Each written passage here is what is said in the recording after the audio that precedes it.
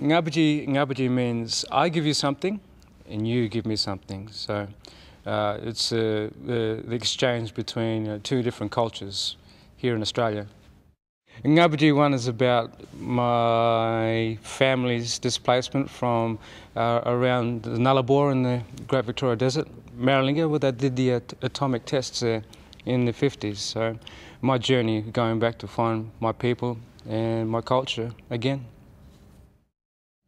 Trevor asked me to help him write a show, and you know, there's so much story there in the family that a lot of it was researching and then taking out the things that didn't need to be said. Look, a lot of it's listening, and to be honest, there was a lot of input from the broader family and from the senior women in Ernabella and the choir, and in the end, Trevor and I worked together on stage to just pull out the things that are really deeply meaningful across cultures, and to do it in such a way that there's a generosity for people who may not have seen a lot of Indigenous kind of theatre and story before. So it's a real crossover piece full of comedy. I write all that, Trevor, you know, stuffs it up mainly, but no, no. Yeah, so we just bring our I don't know, combination of crazy talents together. Well, you know, there's a lot of physicality in the show.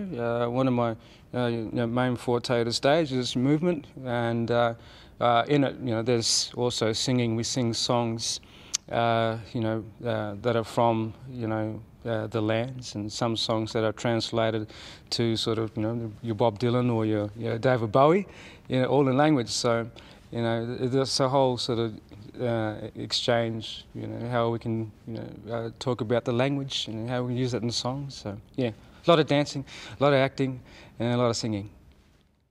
We you know, teach people on stage how, you know, we go through lessons, you know, teaching them Pitjantjatjara, and in songs they will hear Pitjantjatjara, and you know, like in some of the texts, you know, we're mixing that with language and English.